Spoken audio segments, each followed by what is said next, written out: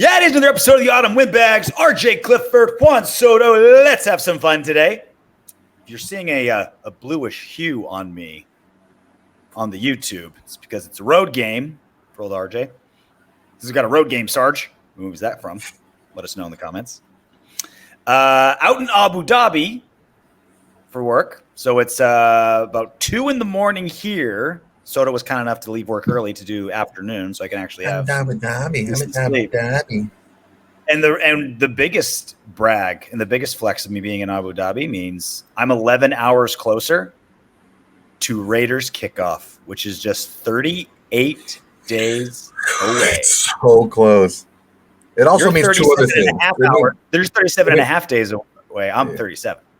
It's two other things that you have. Your balls are full and your shot glass is empty. Abu Dhabi, there's booze.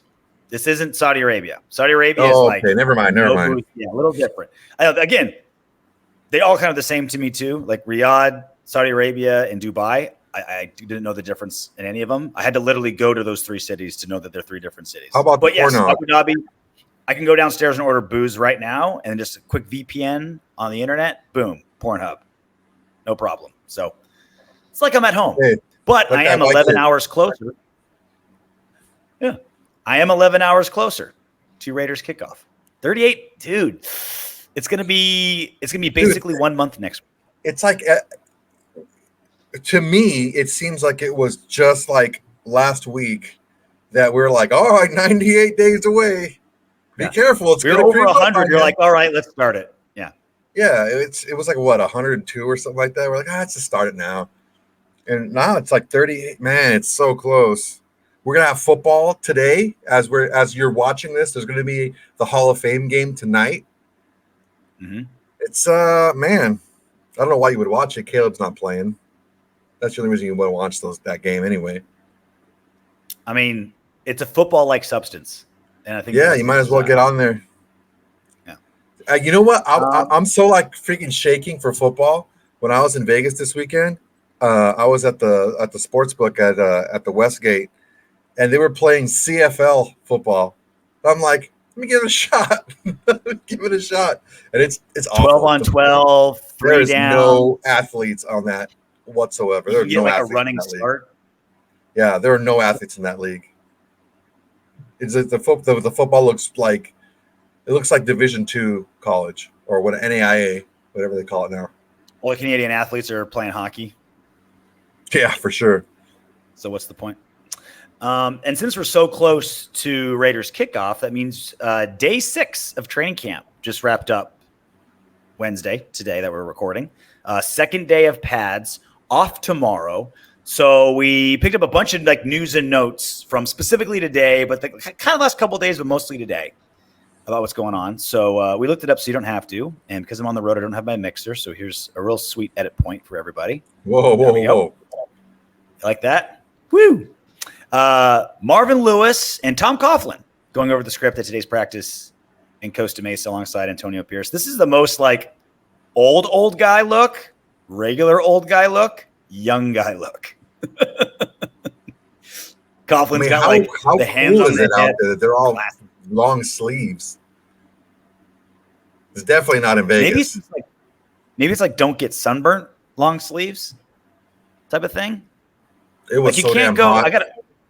I got a 4-year-old now. And it's like you can't go to a pool or beach anywhere where every kid doesn't have the wide brim hat, long sleeve. Like you're in the water. Like that's, I mean, good. Like we're fighting melanoma. I think it's smart as a society. But I remember like as a kid, it was just like, all right, put some 8 SPF on your white ass. Go play in the sun for 8 hours. You'll be fine.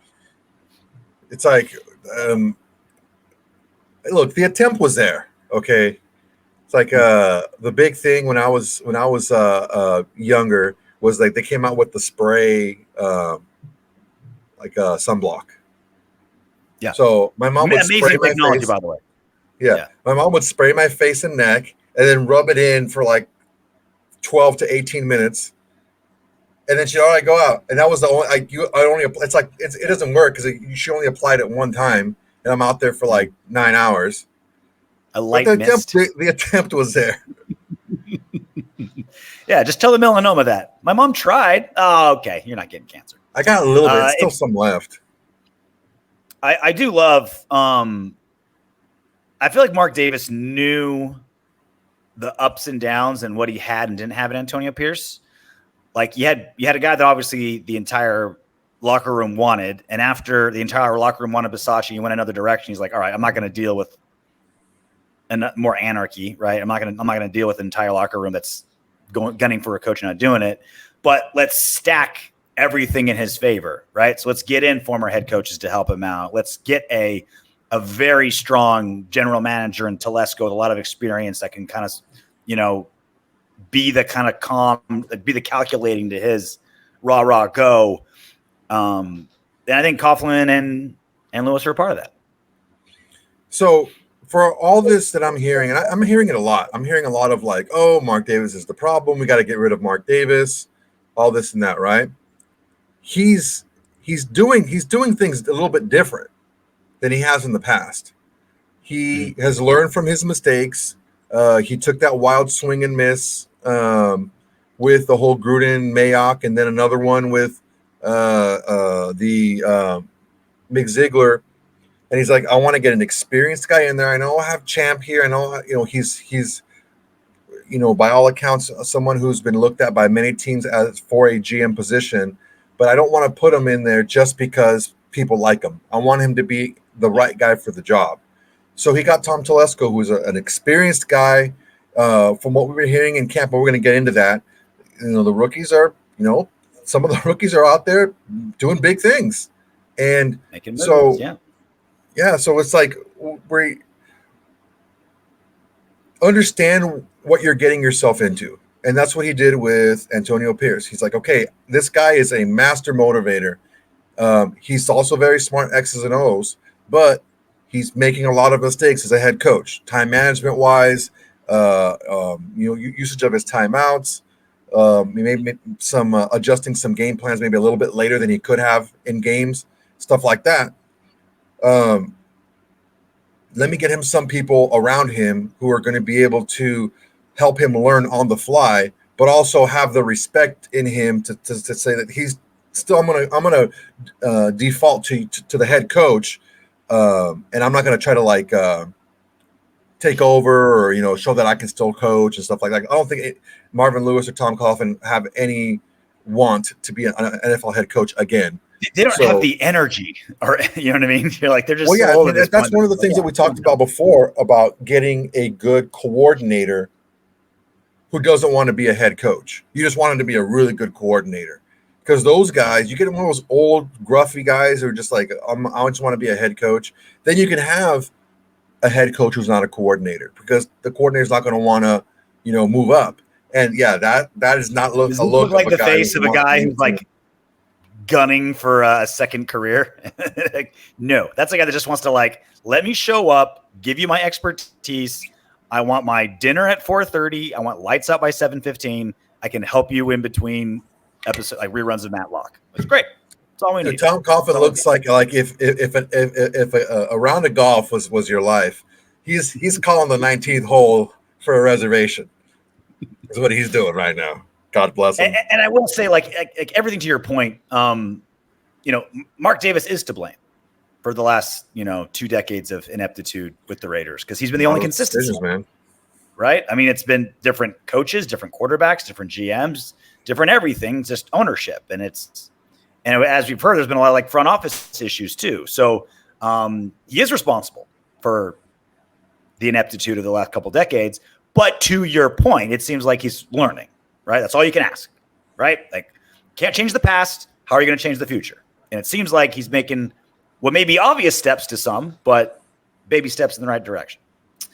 Also too, just to point out how you have to focus the blame on Mark Davis, who has left the Raiders organization and just flourished and been one of the, just a household name.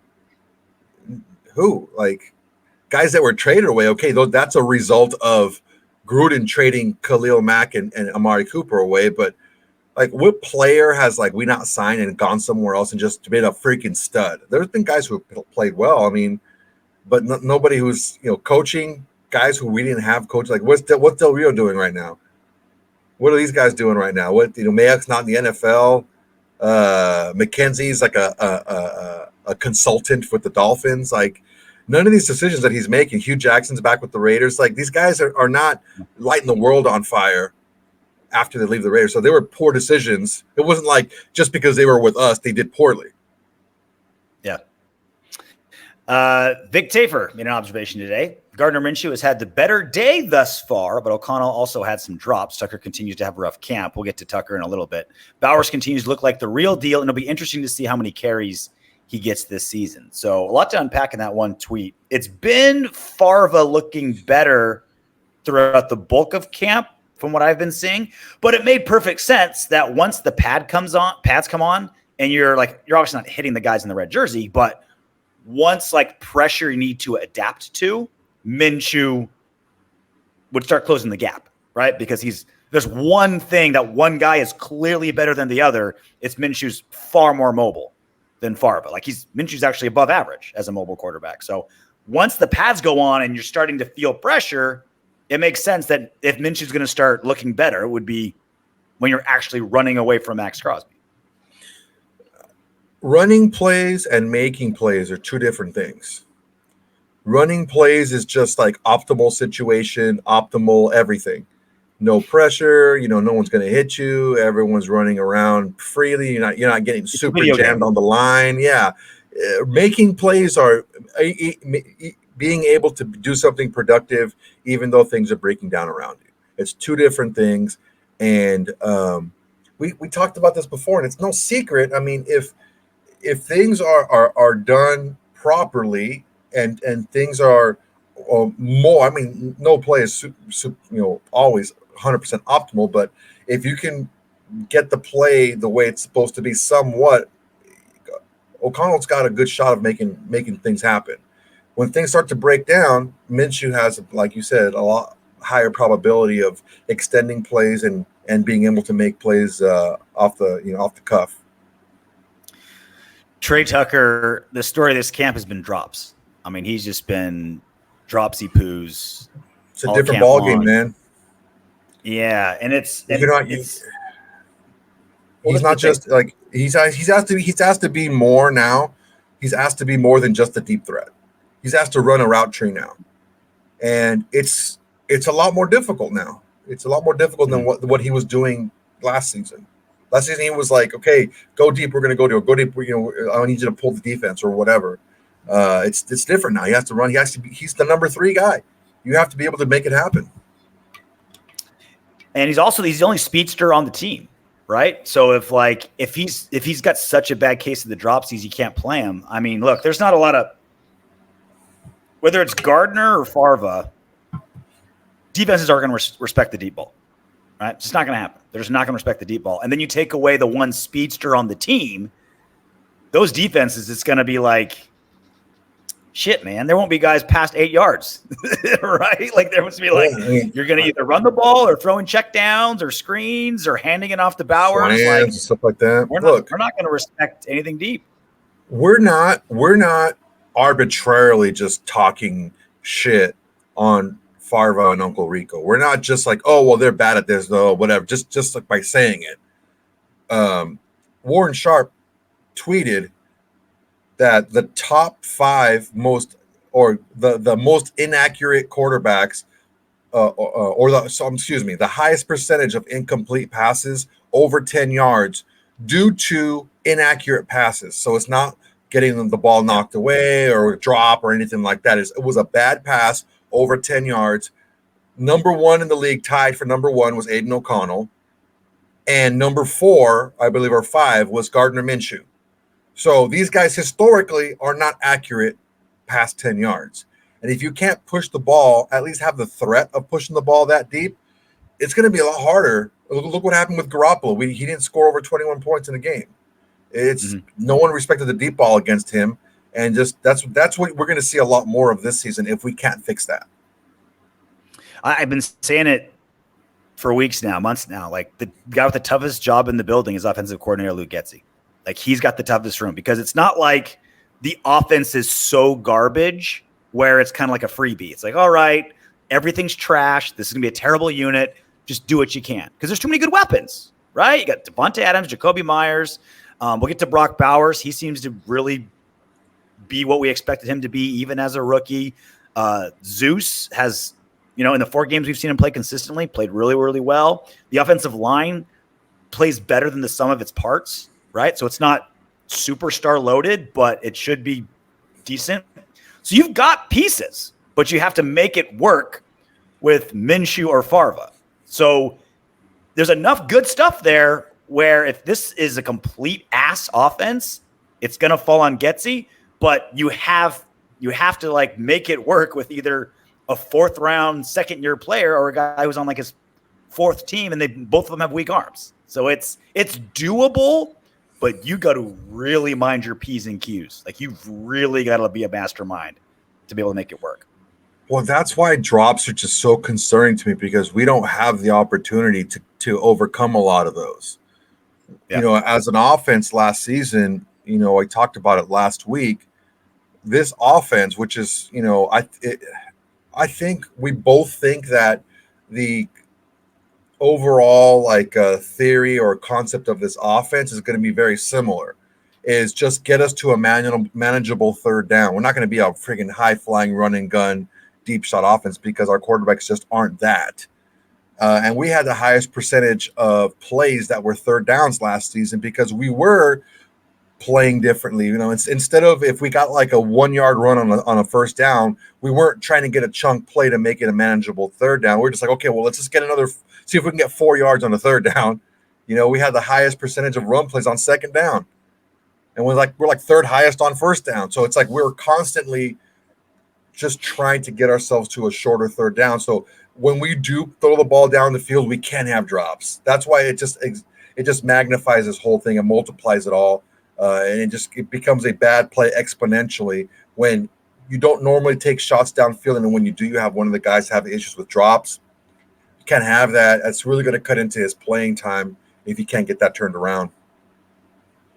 One of the bright spots of this offense is it looks like Brock Bowers, and by all accounts, not just this one tweet by Tafer, but by all accounts, everyone's been saying it. Everyone's been saying like Brock Bowers is like as advertised. Tafer tweets out, Bowers continues to look like the real deal, and it'd be interesting to see how many carries he gets this season. Not touches, not passes, not targets, carries. He's going to be carrying the ball a lot this season. Yeah, man. I mean, I remember there are some plays that I've seen where he's like an H-back, and they run a quick toss to an H-back where it's a lot easier to get numbers out there because of the formation. So, I mean, inside handoffs as well. Like you can almost do like an inside handoff from that H-back position. It doesn't necessarily have to be in the backfield to run the ball. He's explosive, man. He's just super explosive. It's good to hear that it's not just the fact that he was just maybe a little bit faster than the guys his size. That's why he was tougher to bring down. That's why he was a little bit more explosive. Like, no, this guy's an athlete, and I don't want to glance over Michael Mayer either, because I mean, coming out of college last season, Michael Mayer was a guy that was looked at as one of the more complete tight ends in a really good tight end class, and I still think he can do a lot for this team as a more traditional tight end. That's the other half of my Luke Getsy conversation is you have to make Brock Bowers work. And he's not just a guy you plug in as a tight end, right? Like Michael Mayer, he's great. Glad we got him. I think he'll be a fine tight end, but he's, a traditional tight end. Line him up next to the tackle. Half the time he blocks, half the time he runs seam route or something like that. And great. He's a good tight end. Brock Bowers is non-positional. Like he's an alien. And so you got to find ways to get him the ball in new and exciting ways to make it worth drafting him so high, right? You use that kind of draft capital, you got to make it work. And he's not a guy you just line him next to the tackle. Half the time he blocks, half the time he runs routes. So this is really encouraging to see that Getsy's taking that to heart, where it's like, all right, we're literally counting how many times your tight end is going to get carries this season. Like I want defenses to be like, here's 87 things we have to prepare for every time we line up against Brock Bowers. Like I want defensive coordinators to be pulling their hair out when they're preparing for Brock. And it seems like that's their goal. And the thing is, too, is it's not just feeding him the ball because we don't want to get this guy just annihilated. It's getting him in advantageous positions. It's getting him on the outside on the outside against smaller DBs. It's getting him going downhill in stride. It's getting him the ball in positions where he can make plays, not just giving him the ball just to get annihilated. He's not used to being a running back like that. And I don't know that it's something that's going to be kind of smart to. I mean, the whole NFL is going away from this, just giving somebody just so many touches in the game. We have to make sure we give them the right touches and the right opportunities. Levi Edwards tweeted out, the defense still did their day today, but we got probably the best showing from the Raiders offense I've seen this camp. Luke Getsky does a lot of fun things pre-snap to keep the defense honest, and his unit are starting to pick things up. This kind of just picked up exactly where we went off. Like, look, the offense has been getting obliterated by the defense, by every report. Right? Categories. But it's nice that when the second day of pads is the best day of the offense, which is kind of nice, right? Like we're hoping that like once the pads come on, like the O line can start moving guys a little bit. We start running the ball. That's honestly that's what our offense is going to be, right? That's what AP wants the offense to be, like just a physical run first, have Zeus be the workhorse, and yeah, we're gonna have Getsy be creative and get guys open out in space, and have Brock Bowers catch passes in stride, and Davante Adams has to eat, etc. But make no mistake, like this is going to be, if AP has his way, it's going to be a run first offense. So with pads on and the physicality being part of it, it makes sense that the second day of pads will be the offense's best day, even if it's still not a great day. Well, yeah, I mean, there's a lot of different ways. We talked a little bit about it with Bowers. There's a lot of different ways you can get someone the ball, especially when they're in a position to be a little bit more multiple, right? And it was kind of an early offense the first time around by Gruden, where he had a lot of motion and a lot of just movement to single different players to get favorable matchups. That's a way where you can exploit a player who's a little bit more dynamic, like a Brock Bowers out of the tight end spot. We heard a lot about Dylan Laube being pretty dynamic and making a lot of plays in camp. So that movement is going to, as long as you can do multiple things from the same looks, it's definitely going to be something that's going to help the inability to push the ball down the field. Historically, again, I don't have a crystal ball, but if past performance is any indicator of what's going to happen this season, we're going to have trouble pushing the ball past 10 yards. So being able to create pockets and add advantages with motion and movement pre-snap is going to help give us some chunk plays there.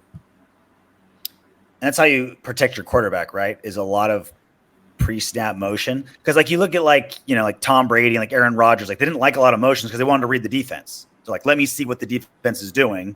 I'm a super genius quarterback, and I'll make my adjustments. Okay, we don't want I'll send somebody or I'll do this and that, but let me be the one to do it. Yeah. We don't want our quarterbacks making those decisions. It's, do this, get the ball there, right? Within the framework of what you're capable of. Another Levi Edwards. Antonio Pierce started yelling at the defense to pick up the intensity after offense starts moving the ball. 2 plays later, Maxx Crosby strips the ball as the quarterback is in throwing motion. It's it kind of brings a smile on my face. Like AP is such a defensive coach. Like I'm not saying anything like crazy here, right? Clearly that's the case, but all it takes is his defense kind of sort of losing a little bit in training camp for him to lose his shit and the defense responding. He's like such a defensive coach. What Maxx Crosby was talking about with Thayer Munford, how he was able to get him up to speed, by just being hard on him, the entire season. I think that might be something. It's not going to make our quarterbacks better at things that they don't do well, but it's going to help execution. I believe it's going to help execution on offense because you have to be tight in order to get these guys. If the defense looks like it's going to be the way it's going to be, which is going to be one of the better defenses in the league, I would say probably at least a top 10 defense. To move the ball in practice, you got to be pretty tightened up. So just not making those mistakes gets you in good positions. And we have playmakers who can, it just takes one or two plays a week outside of the way things are written up to put a bunch of points on the board. So I'm intrigued because am I looking at it through Raider color glasses? Yeah, of course I am. But it's a clear path to us being better offensively than a lot of people think we're going to be. Imagine if AP was your neighbor.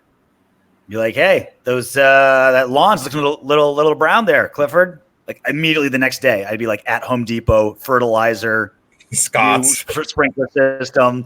It's like RJ, you said a month ago you're going to clean out your garage. Like 7 seconds later, be out there just like measuring tape, getting shit out, organizing stuff.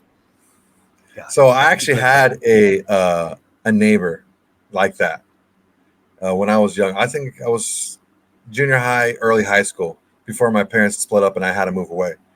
But he was a cool dude, man. His name was Dylan.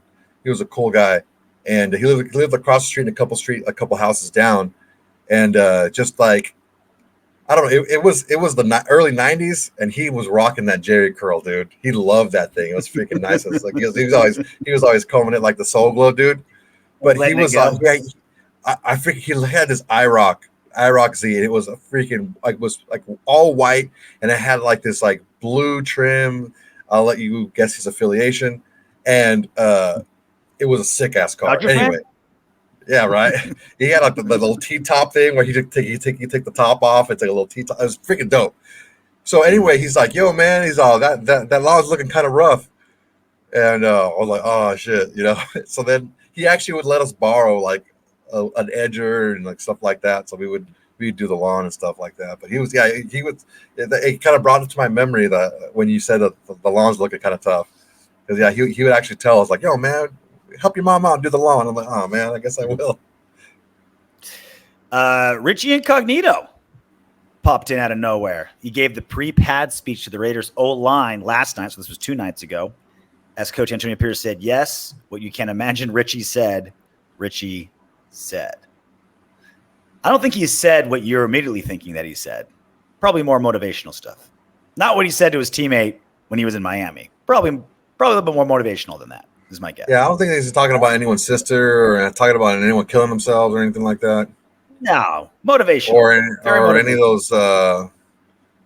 those words that we shouldn't say. The second John Gruden gets a coaching job back, I think the first call he makes is he calls Richie Incognito to be his offensive line coach. Offensive line coach. I wouldn't doubt it. Right? I was kind of surprised. Honestly, I was kind of surprised he wasn't asked to be a coach. I think he just doesn't want to coach, because I'm sure they would want him to be a coach. And he's in Arizona now. Like when I heard him, the only thing I've heard from him has been when he was on the Crosby podcast. He's like, other than that, I haven't heard shit about him. He's talking about, he just loves, he's in Arizona, loving life, like loves being retired, loves it out there. I think you're right. I think he's just like, look, I make tens of millions of dollars. I don't want to at least for a while, right? Let him get bored. Let him get bored. Right now, he's just relaxing. Let him get bored, and then see if he wants to come back. But man, this dude, I met Richie Incognito. There was it was an EA Sports thing at the Coliseum, and since my cousin's like he graduated from SC and he's a booster, all that stuff. So we went, and he was with, who was he with? I think he was still with the Bills at the time. It was a long time ago. And this dude is just a walking hallway. He fits perfectly in a hallway. He's not super tall, but he's just like wide, like his hips, his legs, like his torso, everything is just, he doesn't look jacked. Pure guard. He's pure guard. Thick. He looks like a big thumb. is what he looks like. He's like a huge. If Godzilla had a thumb, he would be Godzilla's thumb. That's how big. And he never grew out of looking like a big baby. Like even when he was drafted, he had that little chubby, little extra on the chin, under the chin. Yeah, but he wasn't like you couldn't pinch anything on his gut. It was just big. He was just maybe it's a lot of beer. Who knows? But yeah, he was huge, dude. I walked. I was like, oh shit. Like there was only two guys that have done that to me where I'm like, oh wow, this guy's fucking crazy. It's him. And when I met I was still in high school actually. When I met Willie McGinnis, he took his pads off and he was wearing like this hey man, he was wearing this cut off like white shirt and it looked like he was still wearing pads. Oh my god, dude, he was freaking huge. He shook my hand. It's like a freaking catcher's mitt, just like his hand wrapped around my hand and my wrist. I was like, oh shit, big dude. Logan Reaver, just side note, all you beat reporters out there, this is what we're looking for right here. I don't need your clever quips. I don't need photos of Mark Davis sitting there. I don't need you like reminiscing about anything. Logan Reaver gave us literally every single play of the 11-on-11 first team drill. Who did what and what happened. This is what we're looking for, beat writers. Give us more of this, please. There's a lot of good beat writers out there and you do a lot of good work. More of this. Thank you, Logan. And for those who just listen on the podcast, don't see on YouTube, it's just straight up every single play. What happened? First play, fumble on transfer to Zamir White. Second play, run stuff by Christian Wilkins. Third play, AOC incomplete Davante Adams, Jakorian Bennett in coverage. Like boom, boom, boom, boom, boom. This is great. Just like a quick way to kind of like eyeball it. A couple things that stood out to me. Bowers rush, 20 plus yards. Bowers catch for 15. Mix and match. Dig in that. Zeus, it's either nothing or a big run, it seems. He's either getting stopped at the line of scrimmage or he's making a pretty good run, which kind of makes sense because our D-line is so good. You're probably like, if you can get past Wilkins and Maxx, you might be able to make some headway. What stood out the most to you? Just the type of plays that we're looking at. It's not really what we're some of these plays aren't what not what I was expecting. There's some that you expect, right? A run from Zamir for 10, 12 yards, like a play action pass to Myers, right? Like stuff like that you get. But then there's like the Bowers run, like you said, for 25 plus or 20 plus yards. There's a Laube pitch outside for 25 plus yards, which is, that's where he's not a good inside runner because he wants to bounce stuff outside anyway. But he was never not known for like having blazing speed. So it's is he quick? Is he just getting the angle on guys? Was it a good play design? What was it? But it's they're mixing things up and they're using different guys to see how they're going to work in the system in which they want to run. The other big thing too is it's mostly defensive wins, right? A couple of big plays, but it's a lot of like strip sack, fumble, top of the line of scrimmage, pass, knocked sack, away, right? Like yeah. But it's to be expected, right? In a lot of ways, to be expected. Another highlight. Brock Bowers has gotten a lot of love. Like the normal guys are getting the regular love, right? Maxx Crosby, Christian Wilkins, like the guys you expected are, Davante Adams isn't getting quite as many like touches and catches in practice that we're expecting. But that's probably more quarterback related than anything. But Jakorian Bennett, second round cornerback, getting a lot of love from every beat writer out there saying he's more or less going to lock up that second cornerback role. From Pierce said, you know what? Because he had a rough rookie year, right? He started, played some games, got nicked up. Then he's on the bench. Some other guys come in. So you got to go through those ups and downs as a rookie. And I think he's really done a great job this year, just mentally preparing himself. Hey, whatever it is, I have to deal with it. When we get the opportunity to make plays, make those plays. So his rookie year, it was a lot of like injury, getting beat, flashed here and there. But then like he was eventually benched. Like he was a healthy bench, towards like the 3/4 of the end of the season. Yeah. It seems like he made that really, really big rookie to second year jump that we're always talking about. Well, you got to take a look at something. When he was in college, it's something that I focused on when I was kind of breaking down last season's draft was if Jakorian Bennett could catch, he would have led the league in interceptions like 3 years in a row. But he just had a bunch of knockdowns and a bunch of dropped interceptions. So he was always around the ball. He was always making plays. So his ability to be around the ball and his ability to make plays and just the way he's built, high waist, long legs, long arms type of guy, almost like a spider, right? You knew that he was capable of making these plays, just getting the experience, getting the confidence to go up there and,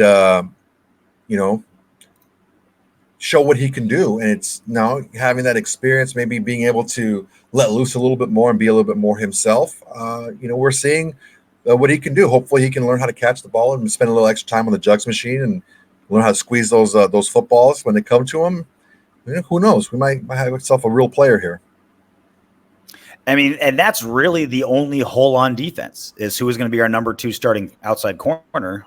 And we thought for sure we'd pick up one in free agency, right? Because there's just so many good ones out there. I still think we should. I would like some more veteranship in our DB room. Plus, we have so much cap space. Like, throw $5 million at a veteran just to put the experience and have add some years back there. But shit, man, Jack Jones and Jakorian Bennett, Nate Hobbs are 3 corners. Look, man, defense is gonna be tough to handle.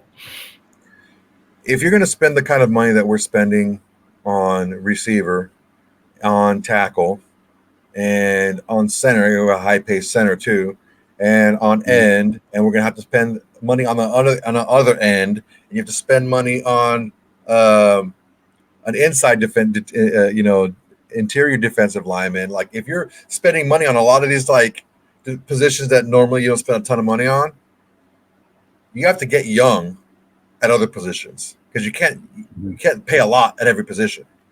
And having your draft picks come up and develop the way that you hope really gives you an opportunity to pick that money up and put it in other places. Because, I mean, good corners ain't cheap unless you can find a young one, which hopefully we did here. 2, actually, because, I mean, they're both on the rookie deal. That'd be amazing if both of your starting corners, your outside corners are on the rookie deals and they're playing well. That's an underrated cheat code right there, is having 2 good young outside corners on the rookie deals, because those guys can get pretty pricey. One of them a 4th rounder in his second year. I mean, again, it's still training camp, but that's a gold mine. That's a gold mine if that can happen. That's it for training camp. Any notes I missed? Anything stand out we didn't talk about? I mean, we've talked about the quarterback battle ad nauseum. I don't think there's anything new that we didn't, anything drastic to add. Yeah, we're going to have our first game next week. So until we start seeing what they look like on the field, and even then, it's like, okay, it's preseason. What are they really going to look like type of thing? Yeah. Honestly, like, there's a couple things that are going to work against us. Number one is like they're very limited access to training camp because the Rams and the Chargers are little scared girls. Mm-hmm. So we can't really see what's going on as far as like comparison one to the other. There's not a lot of video out there. Secondly, is we don't have any joint practices where we can really see our offense go against the number 1 defense of another team who doesn't know what they're going to run. He's just kind of I'm basically game scenario, which, I mean, I think it's it's closer to actual Sunday regular season games than preseason games. So we don't have any of those scheduled, which may change, I guess, but as of right now. So we're just going to have to wait and see, I guess, for opening day to see how these guys look, coming out. It's a nerve-wracking for me. I think it's a nerve-wracking for a lot of Raider fans out there that just the way circumstances kind of laid out, we don't really have a lot of good, solid, visual information to make a decision of how excited we're going to be of the quarterback situation this year. So that's it for training camp. A little news from Josh Jacobs. ESPN's reporting. I know your favorite. Just talking about Josh Jacobs, and is a Packers beat writer for ESPN talking about him being on the Packers. But this little piece of news made me raise some eyebrows. He said he wanted to go and make an impact and be on a team that has a history of winning and et cetera, et cetera, et cetera. Then he writes, that eliminated several teams that contacted him, including the Denver Broncos, Arizona Cardinals, and New York Giants, who he said were among the 10 to 12 teams interested. And this is the interesting part.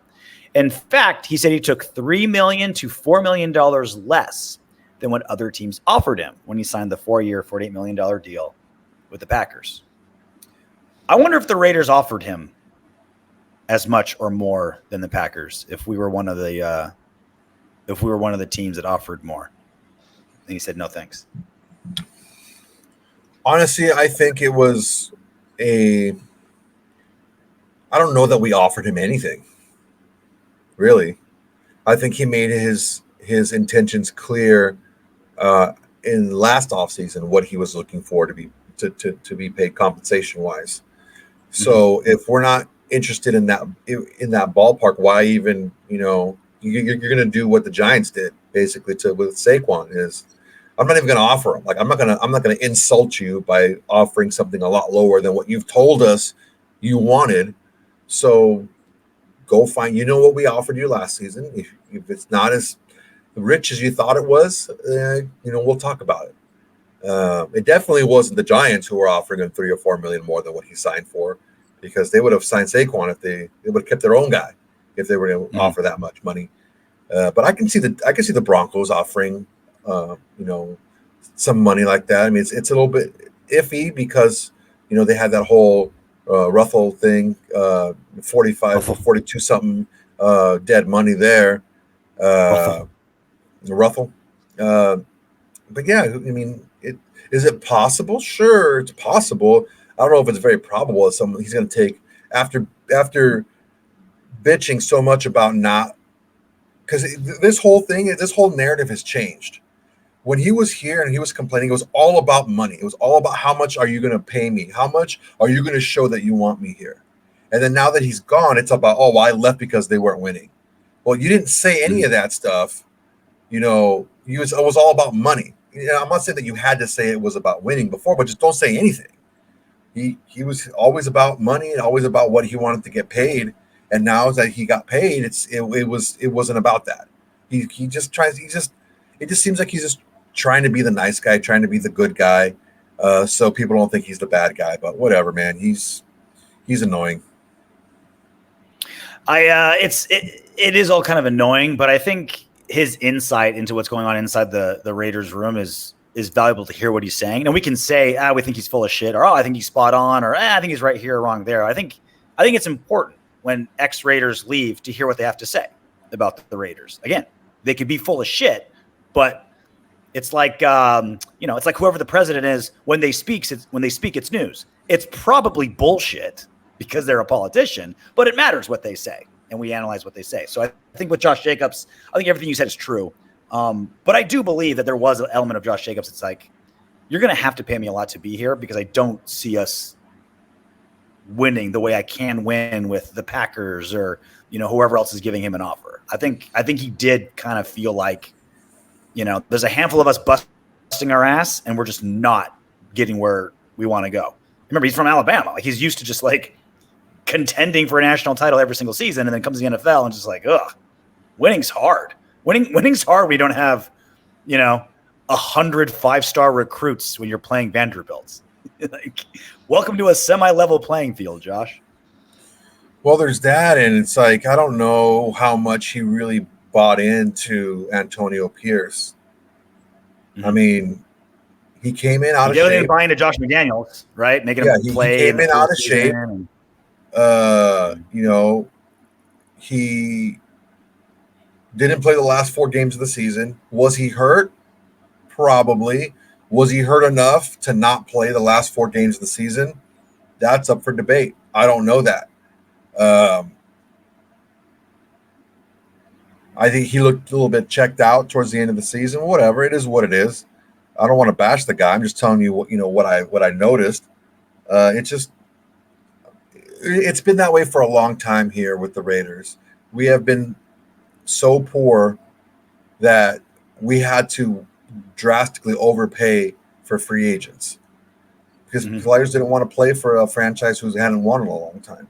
So we had to do it a different way. We had to start getting these reclamation projects and like Jack Jones, and we had to start getting our own draft picks to be the star players. And we had to luck out that one of the best receivers in the league is a diehard, lifelong Raider fan to want to come play with his ex-college quarterback. And, so that's how we were able to get these top players on our team, so much so that we were able to get the Christian Wilkins coming in. Mm-hmm.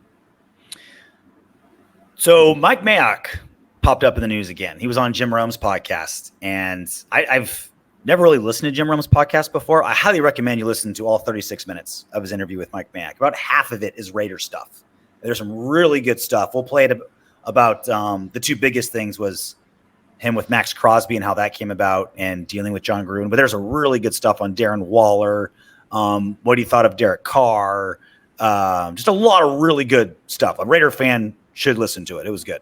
The two biggest things is Jim Rome asked Mayock, like, what was the biggest challenge being on the Raiders? And there are probably 3, 4, 5 coaches on a yearly basis that have final say in personnel. And, I knew Jon Gruden for a lot of years, and we talked a lot of football over the years. And I think for a general manager in that position coming in, not having final say, I think John and I kind of had to learn how to live and work with each other. I think what we learned is that we both had strong personalities and we had some different ways of looking at things. But at the end of the day, what was important, it had to be a Raider draft pick. And we had to get the whole building aligned with that individual. Free agency, draft pick, whatever. I had a conversation with one of the most famous NFL head coaches of all time, maybe 15 years ago. And we're just sitting around. I said, hey, how many teams do you worry about on an annual basis? And he said maybe 5 or 6. And I said, why so few? He said the other 25 will eliminate themselves. And what I found in the NFL is that's true. And what killed me, what really pissed me off at times, is I think we made some preventable mistakes when we were at the Raiders. You think? Yeah, so the two big things there is look, running an NFL franchise, it's got to be clearly difficult. Because I think, I talk about it all the time, we think, oh man, because we're so embedded with the Raiders, we see every single wart, right? It's like we're not looking at the Raiders from 10 feet away. We're up in the Raiders, the magnifying glass, and we're seeing every pimple, zit, ingrown hair. Oh God, this is fucked up. But if you do that to every single team, you'll find out almost all of them have that, and it's just really, really hard to run an NFL franchise. Mike Mayock and Jon Gruden clearly couldn't, and they made a lot of mistakes, man. Yeah, made a ton of mistakes. There's a lot. I'm not going to go over it, but there was just the inability to connect with your current stars, right? If you're going to start there. And then there's the inability to get value back for the draft picks you got for your stars that you didn't connect with. And then when you did bring in free agents, they more often than not didn't do well. And the higher you paid them, the worse they did. So it seems like, it's great to have out of 10, maybe a 5 player play like a 7, but you need those 8s, 9s, and 10s on your team to perform to be able to win at the highest level. And if you're excited about a 5 being a 7, but those guys that you're paying to be 8s, 9s, and 10s are playing like 2s, 3s, and 4s, that's a lot. That's tough because that's a lot of money tied up in those guys. And those are the obvious tangible moves that even like everyone can see, right? But he opened up that question, and Jim Rome asked him, he's like, what was the biggest challenge? And he's like, basically, he said, getting Gruden and the rest of the team and me and the building all on the same page. It seemed like there was a lot of infighting. The more interviews Mayock has done over the years, it seems like there's a lot of infighting. And well, it doesn't surprise me. Well, it's Gruden brought in Mayock. It wasn't like Mark Davis like brought in Telesco separate of AP, and AP had some say, but it was a Mayock hire. Like, I'm going to get Telesco, I'm going to get AP independently.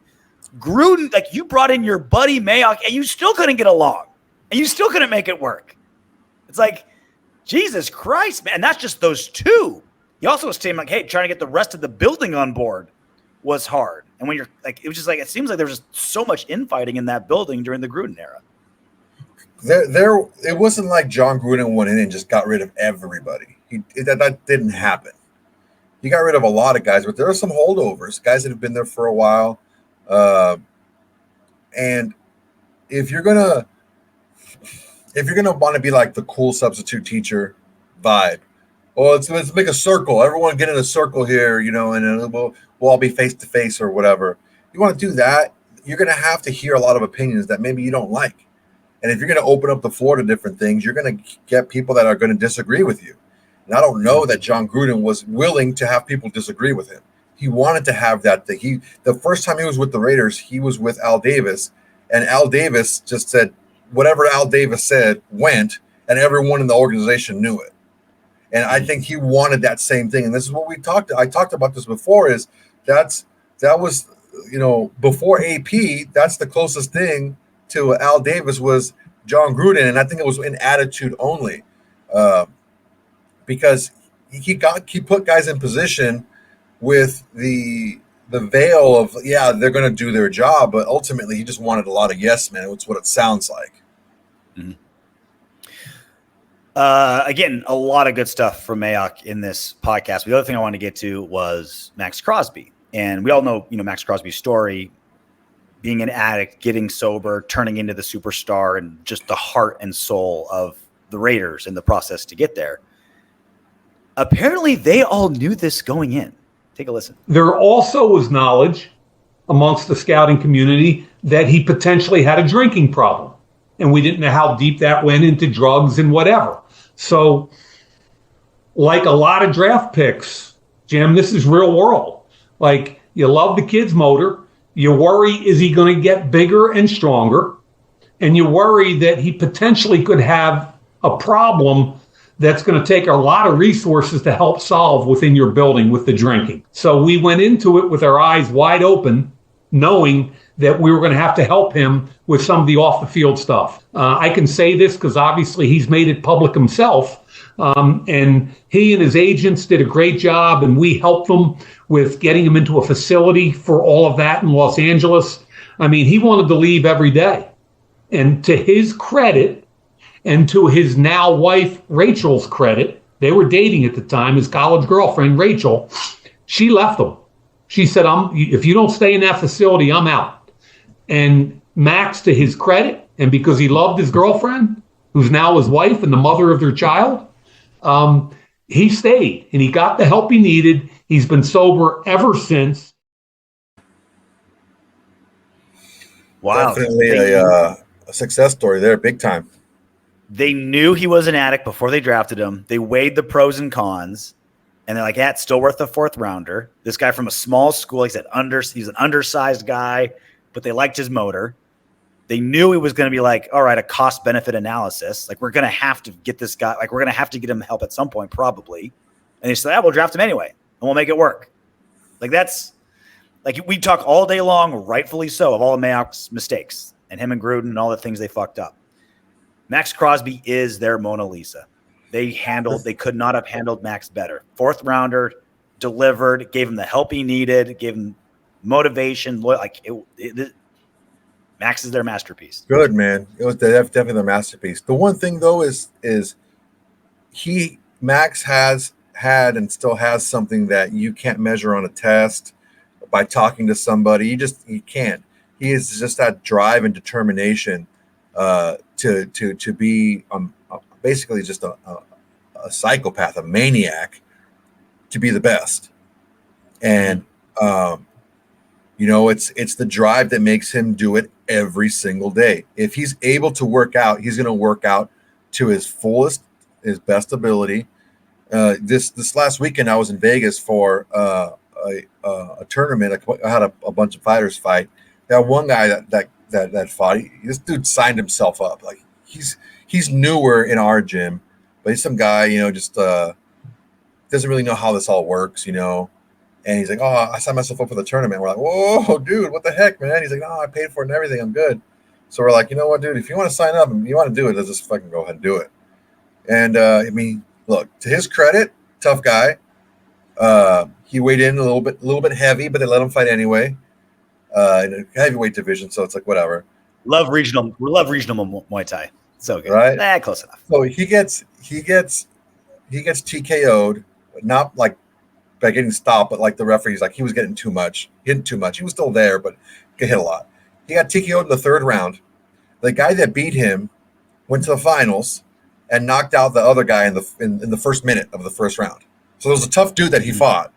That so he went out there and I told him, I was like, look, the whole Rocky thing doesn't work. You're not going to go in there and just be like, I'm going to get up off the mat and I'm going to do it, even though you had to do what people don't see about the whole Rocky story is that he put in the work to be able to put himself in that position to physically be able to do what he did. Now, this guy didn't. So when he reached back and he reached down for that little extra, there was nothing there because his cardio was completely done. And you can't measure that in somebody, especially by, just talking to people around, because everyone's going to give you oh yeah, he's great. I want to be the best. And everyone says that, but they didn't know they were getting this maniac, a driven maniac like a Maxx Crosby. Well, it's the positive other side of the coin of addiction is when you're an addict, you need something to feed that addiction. And for a while it was negative, booze or whatever else for Max. And now that's out of his life, his addiction is success. His addiction is being the best defensive player in the NFL. And you see it, right? Like that's, everyone has had addiction touch their life in one way or the other. And I can tell you, like, a lot of addicts in my life, when they set their mind to something, they succeeded beyond all expectations. When they were like, all right, I'm getting clean, I'm doing this, it was a sight to behold. But then once, a substance creeps in, it all comes to a scratching halt. So it's just wild to me how Mayock knew he was an addict. Hey, we're going to do it anyway, and we're going to get him the help he needs. And it could not have I can't imagine, even in Mayock's wildest dreams, Max would have ended up like this. Not just one of the best players of football, but heart and soul of the team. You can't be good. Everything. Yeah, you can't see that in somebody. Like you can have an idea that this guy's a hard worker, but man, not like this. And I thought we had something special in Max the second season when I saw him he being the groomsman to remember that? The what? He was a groomsman in someone's wedding, and I think he was the only white guy in the entire wedding. Oh yeah. And I'm like, okay, I think we might have something here, guys. Rapping in the limousine. Yeah, he's rapping. Still no tats. He's still clean, I'm like, okay, I think we might have something here, boys. It was when in the preseason, he broke his hand punching a ball out, causing a fumble, and just taped it up in preseason. He's like, yeah, I think I broke it. It's like, kept playing, eventually got taped up for a preseason game, kept going. Like, scrawny little white boy's got some moves, He's everything that's good with a fiery ginger, He got a little something on. Angry. You ready to do some What Up Windbags? You know it. Jeremiah Rose, 4681. As always, thank you for being a member. Just shows you how big the Raiders are in SoCal. Please, lambs and dolts, come on. Raiders will always own SoCal. Should I say most of Cali? They don't need to market anything. People can feel the autumn wind in the air. I would say it's beyond Cali. I would say, I know it's like, oh, you're a Raider fan. You're just saying that. Like, I've traveled all over this country, especially the West. Everything south of Seattle and west of Denver, Raiders, it's Raider Nation. Like, you will Utah's find big. Utah's big in the Raiders. Nevada was. They got a lot of Broncos influence there though too. Like the Rockies. They have some, the Broncos do pretty good with the Rockies, but I mean, my sister lives in Phoenix, and I saw a lot of Raider stuff out there, even though they have the Cardinals. I saw a lot of Raider stuff out in Arizona. up in like New the Mexico. northwest. My buddy, I used to work with a while back. His family ended up buying a motel in Gallup, New Mexico. And he's like, yeah, all the natives, everyone around here they're all freaking Raider fans. It's in New Mexico. Yep. I tell you, this is like, oh yeah, it's the biggest team in SoCal. We're the biggest team out west without having a playoff win in 20 years. Imagine when we start winning again. Like this whole biggest team in the world, Craig. Explode, bro. At man 8118.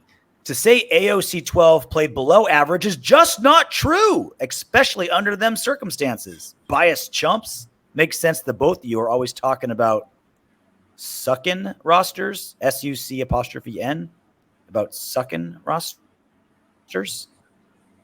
I don't know if that's a typo or if that's a fly-ass way to say something I don't know about, but it's just not true, Soto. AOC is not below average.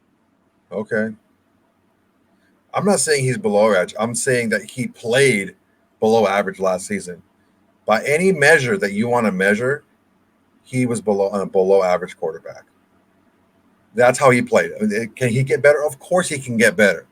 And I've chronicled all the things that he needs to do to get better. I've given examples of other quarterbacks who have gotten better in his same situation. We all know quarterbacks who were in a situation he just never showed that promise again. And that's why I said there's an equal probability of him breaking out the second season as him falling on his face, because of the numbers that we've seen and what he's shown. His EPA per attempt was not good. It was probably, I think it was in the low 40s. His QBR was like 27th in the NFL. So it's like all these measurements and all these metrics that we show how well a quarterback did, he's not 16, which would be around average. He is in the 20s. It's like you have to take a look at things for what they are. And I think a lot of times where teams get stuck is they see what they see and they identify what they see, but they don't want to believe it because the alternative is too scary. And I think a lot of these fans want to believe so much in Aidan O'Connell that they're not looking at what they're looking at. They're looking at what they want to look at. And what he's shown us last season, and again, was it suboptimal conditions? Sure it was.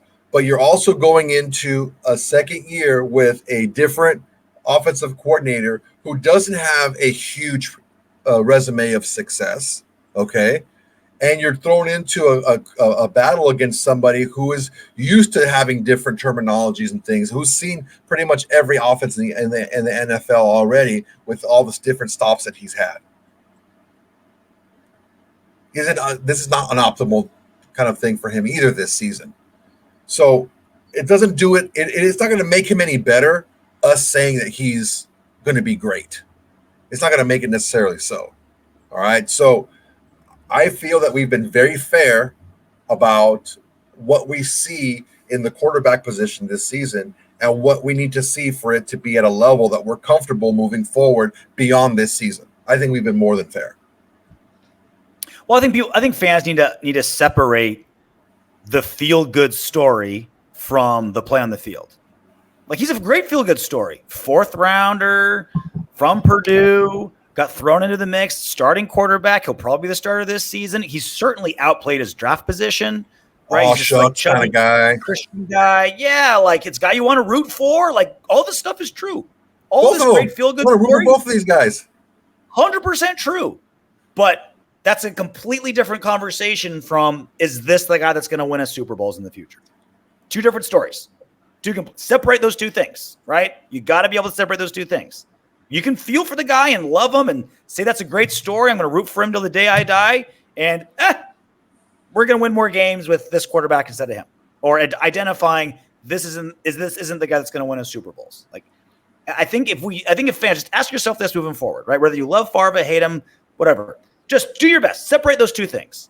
And then come back to us. And let's discuss what Favre is and isn't. Just separate those two things. And let's talk about it. That's the key. Because look, it's great to have a player progress and get better. But get better from 26 QBR, 27th QBR in the NFL to what? Do you expect him to be a top 10 QBR guy? You expect him to be a top 10 EPA per attempt guy? Like, is that what you expect him to be when he's, how big of an anchor was the situation that he was in last year? Pretty big, but is it that big? Was it just all that holding him back? He had a bunch of things holding him back. He also got a bunch of good things going for him. He got to throw to Davante Adams and Jacoby Myers. When he took over the second half of the year, he had one of the best, arguably the best defense in football, right? Helping him out. Like, they had a lot of, 100% true. Josh McDaniels changing of the quarterback, the coach, new offensive coordinator, all absolutely, all definite problems that kept struggling any quarterback. He also had a lot of good things going for him. The fact of the matter is, either him or Minshew is going to be our starting quarterback next season. We'll find out. We'll find out if he's improved enough and the circumstances are in a place for either one of those guys to succeed. But to my point, don't tell me he was good last season. Tell me he was a great story. Tell me you're rooting for him. Don't tell me he was good. He wasn't. Like, I mean, I just this is what I've seen, and this is what kind of like gets me. Is and it's been with the quarterback position for a while where we take a look at the highs and we don't take a look at everything. Yeah, he had a 60-something point game, and he was a quarterback that beat the Chiefs, and he did this and he did that and he did all this other stuff. Great. He didn't throw an interception the last 4 games and all this other stuff, right? But then you didn't look at the other stuff. You don't look at the fact that he didn't complete a pass the last 3 freaking quarters against the Chiefs. He didn't score any points against the Vikings. I don't know, man. I just maybe I'm wrong. I don't know. Impossible. Soulless Ginger 717. Who has a better foot fetish feet is the best and most relatable TAW debate of all time. It lost us up. Last show. Did you read that comment? This dude's like, yo, man, I'm looking for Raiders comment. And like the first 2 minutes, I hear about buttholes and coming on feet. I don't know, man. This is not something I'm looking for. I'm on Raider content. And I'm like, look, man, I always thought that was one of our best episodes ever. Look, there's a lot of places you can go for Raiders content, right? If you're looking for just like straight news, just like give me what's happening, like you can't beat Sanji. We could sign a freaking backup guard off free agency. He'll have a 4-minute video explaining the high lows, good, bad, blah, blah, blah. He's great at that. You want tape study? Tape Don't Lie guys are awesome. You want player interviews? Just go to Raiders.com. It's all there. If you want just like a fun, laid back Raiders show, you're going to learn some stuff. Hopefully you'll laugh a little bit. Hopefully make you think a little bit. But if you're just looking for a fun show to talk Raiders, that's who we are. And every now and then, look, you're going to get some foot fetish conversations. You're gonna have to take the good with the bad. So like you said, like you breaking report. Yeah, there's Sanjeet, there's like Mitchell Renz, there's Renz report. There's if you want like tape say, like you said, tape don't lie, and there's Raider films. There's graphic and wasted. They do a kind of a mix of what we do as well, as far as like entertainment plus other stuff. But I mean, don't be so serious about stuff all the time, man. Just don't be so serious. Like we're trying to have a good time, You over here. It's like we're out having a beer at Applebee's or something, and he's like, "Hey, RJ, that's your 3rd beer." Like, dude, what? Really? Just fun policing. Just get out of here, dude. Look, if you're happening to listen again, you're probably not. I apologize for absolutely nothing. This is the show that RJ and I created from the very beginning. We want it to be just 2 guys sitting at a bar. And if you can't sit at a bar with your buddy drinking a beer, talking about who has better feet for OnlyFans, then I don't know what you can talk about. Just pull yourselves up by your open-toed bootstraps and jerk off on some feet every now and then. Is that too much to ask? Just good old-fashioned American fun. No big deal. I still think I have better feet, though. RJ, I will tell you this. Wait, real quick. I wanted to call into your show so bad to lay down the challenge of who has the better OnlyFans feed. I don't know what the criteria is. I heard high arches is a big one, and I have pretty high arches. Mine are more wide than long. To your show and be like, "This is a cross promotion, brother. I challenge you to a foot off." It can be I decided done. Against it. It really can be done, Soto. We can easily do it. We can easily do it.